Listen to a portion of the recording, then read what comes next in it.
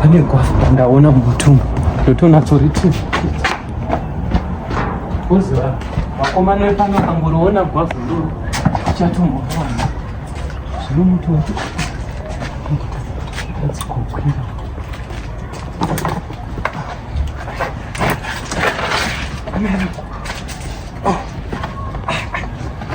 zvino kadresi kandakapfeka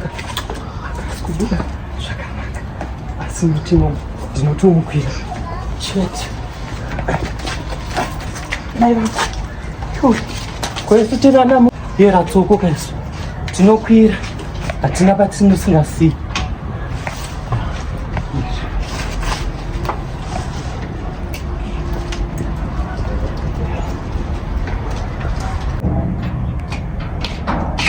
haisitinana muyera ese pese tinosvika kana musoro kudenga cheko kune mwari kuti tinosvika chikwira chese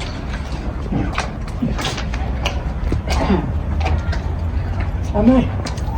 amai Rudo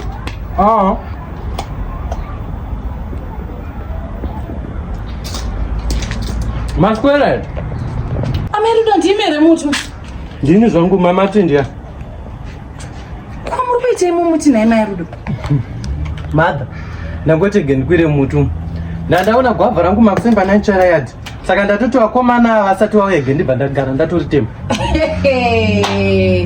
zvari mashura naye amai Rudo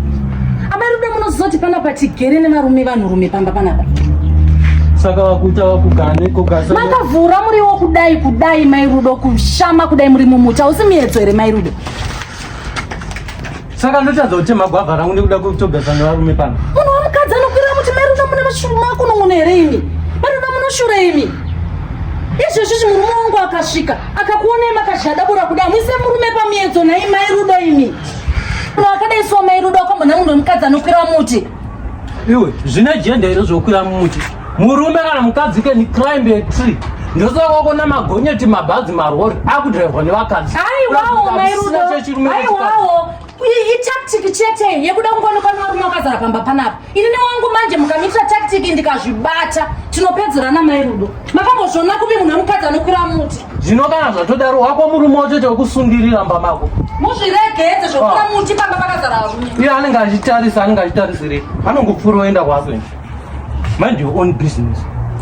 tosheswa pisi pamba patiri kutobhadhara tese rendi tiri maroja panapa hapana momba hapana mudiki zvino kana anga tityira kuti murume wake achaona kara wehembe yangu yemukadzi atsva inini ndandatorisiya mukatumu kuti paanoyachitasa kara anoona musina chipo swero sheswa pisi